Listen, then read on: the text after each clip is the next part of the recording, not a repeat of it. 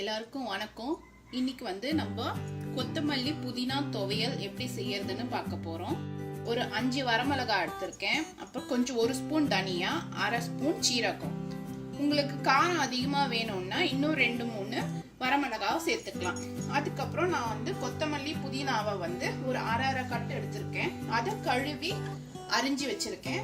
ஒரு சின்ன தக்காளியை வெட்டி வச்சிருக்கேன். ஒரு 4 பெரிய பூண்டு பல்ல நறுக்கி வச்சிருக்கேன். ஒரு சிறு துண்டு இஞ்சிய நறுக்கி வச்சிருக்கேன். ஒரு நகமளவு புளி எடுத்துக்கணும். இதுதான் தேவையான பொருட்கள். இதை எப்படி செய்யலாம் அப்படின்னு பார்க்கலாம். துவையலுக்கெல்லாம் நல்லெண்ணெய் சேர்த்துனா ரொம்ப நல்லா இருக்கும். இப்போ இந்த காஞ்ச மிளகாய் தனியாலாம் வதக்கிறதுக்கு நான் ஜஸ்ட் 1 ஸ்பூன் எண்ணெயை விட்டுருக்கேன். இப்போ நம்ம இந்த காஞ்ச மிளகாய் தனியா சீரகத்தை போட்டுக்கலாம். இது நல்லா வறுபட்ட உடனே தட்டையில எடுத்து வச்சுக்கணும். அது நல்லா வதக்கிக்கணும். உங்களுக்கு வதக்குறச்சே வந்து அந்த வாசனை நல்லா இருக்கும். வதங்கின வாசனை, காஞ்ச மிளகாய் தனியா எல்லாம் சேர்ந்து வர வாசனை, ஃப்ளேவர். இப்போ வந்து ஓரளவுக்கு நல்லா ட்ரை ரோஸ்ட் ஆன அப்புறம் பிளேட்ல எடுத்து வச்சுக்கோங்க. தனியா எடுத்து வச்சுக்கோங்க. எண்ணெய் சூடானதும் நம்ம ஃபர்ஸ்ட் இஞ்சி பூண்டை போட்டு வதக்கிக்க போறோம்.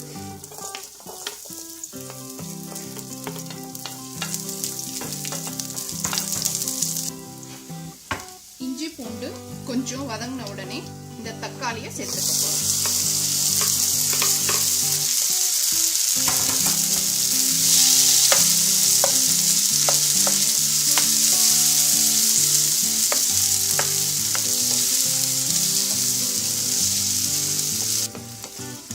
சும்மா 1 நிமிஷம் வதக்கினா போதும் இந்த தக்காளியை.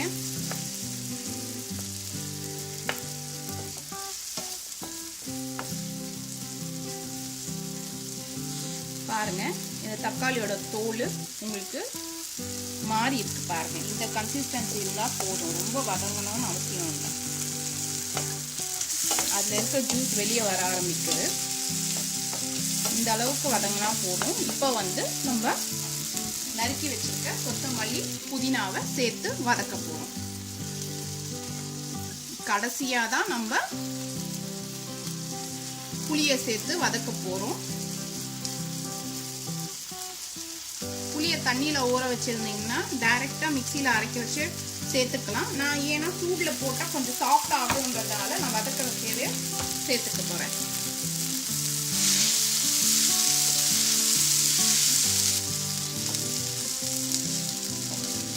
நீங்க புதினா மட்டும் வேணும்னாலும் இதே மாதிரி செஞ்சுக்கலாம். கொத்தமல்லி சேர்த்தா அந்த ஃப்ளேவர் எங்களுக்கு ரொம்ப பிடிச்சிருக்கதால நாங்க கொத்தமல்லியும் சேர்த்துருக்கோம் இந்த துவையல்ல.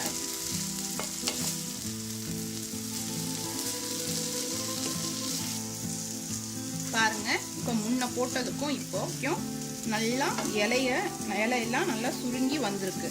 இன்னும் 1 நிமிஷம் இருந்தா போதும். நம்ம அணைச்சிட்டு இது ஆறின உடனே நம்ம அந்த காஞ்ச மிளகாய் தனியாவை ஃபர்ஸ்ட் போட்டு மிக்சி ஜார்ல அரைச்சிட்டு இதையும் சேர்த்து கொஞ்சம் உப்பு சேர்த்து அரைக்கணும் நம்ம.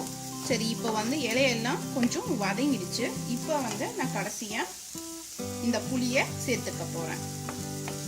இது சூட்ல இந்த மாதிரி வதக்கிறதால இந்த புளி வந்து கொஞ்சம் சாஃப்ட் ஆகும். நம்ம அரைக்கிறச்சே வந்து நல்லா மிக்ஸ் ஆயிக்கும்.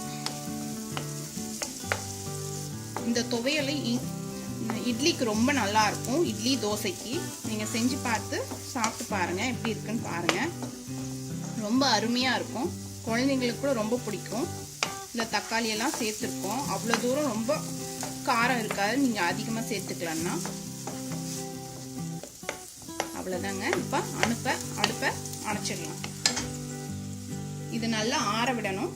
ஆற விட்டுட்டு நம்ம மிக்சியில போட்டு இதையோட சேர்த்து அரைச்சு எடுத்துக்க போறோம். நான் காட்டுறேன்.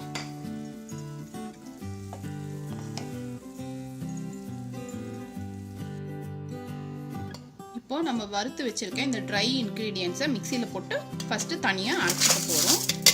ஏன் இதை வந்து முதல்ல போட்டு அரைச்சிக்கிறோம் அப்படின்னா, இது வந்து எல்லாத்தோட சேர்த்து போட்டிங்கன்னா இந்த காஞ்ச மிளகாய் தனியாலாம் அரைபடாது. அதனால வந்து நம்ம முதல்ல இதை தனியா அரைச்சிக்க போறோம்.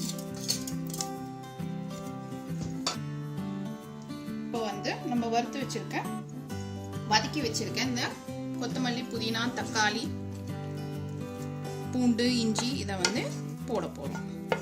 இதுலயே நம்மளுக்கு தேவையான உப்பை சேர்த்து அரைச்சிக்க போறோம்.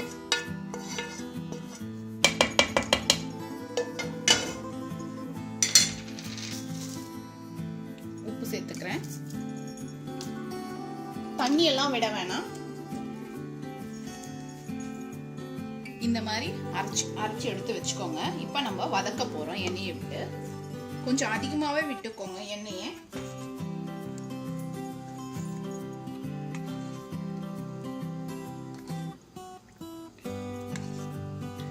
நான் ஒரு 3ல இருந்து 4 டேபிள் ஸ்பூன் எண்ணெயை விட்டுட்டேன், நல்லெண்ணெய். இப்போ தாளிக்கிறதுக்கு ஒரு 1/4 ஸ்பூன் உளுத்தம்பருப்பு, ஒரு 1/4 ஸ்பூன் சீரகம், ஒரு 1/2 ஸ்பூன் கடுகு, அப்புறம் கருவேப்பிலை. உங்களுக்கு ஃப்ரெஷ் கருவேப்பிலை கிடைச்சதுன்னா அதையே சேர்த்துக்கோங்க, நல்ல மணமா இருக்கும். கடுகு பொரிஞ்சதும் இது நம்ம அரைச்சி வச்சிருக்க விழுத அதில் சேர்த்துக்கணும்.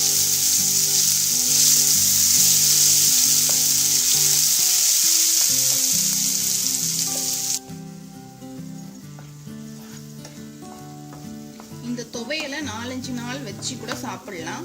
இதுல எங்கேயுமே நம்ம வந்து தண்ணியை சேர்க்கவே இல்லை, புளியும் சேர்த்துருக்கோம். அதனால ஃப்ரிட்ஜில் ஒரு 4-5 நாள் வச்சுட்டு இதை நல்லா சாப்பிட்டுக்கலாம். தோசைக்கு, இட்லிக்கு, சாதத்துக்கு தொட்டு சாப்பிடவும் நல்லா இருக்கும், சாதத்தோட பிசைஞ்சு சாப்பிட்டாலும் நல்லா இருக்கும். உப்பு பத்தலைன்னா இந்த ஸ்டேஜில் இன்னும் கொஞ்சம் சேர்த்துக்கோங்க. இந்த மாதிரி நல்லா வதக்கிக்கோங்க. அதில் இருக்க எண்ணெய் வந்து கொஞ்சம் திரிஞ்சு வரும். இதை ஆக்சுவலாக பார்க்கறதுக்கு இதை ஆறுனப்புறம் ஒரு டப்பாவில் போட்டு வச்சிங்கன்னா அந்த எண்ணெய்லாம் தனியாக பிரிஞ்சு வரும். இது பார்க்கறதுக்கு ஊறுகாவாட்டம் ரொம்ப டேஸ்ட்டாக இருக்கும், ரொம்ப அருமையாக இருக்கும் இட்லி தோசையோட. நீங்கள் செஞ்சு பார்த்துட்டு எப்படி வந்துச்சுன்னு சொல்லுங்கள், கமெண்ட் பண்ணுங்கள். உங்களுக்கு பிடிச்சிருந்தா இந்த வீடியோவை உங்கள் ஃப்ரெண்ட்ஸோட ஷேர் பண்ணுங்கள். எங்கள் சேனலுக்கு சப்ஸ்கிரைப் பண்ணுங்கள். நன்றி, வணக்கம்.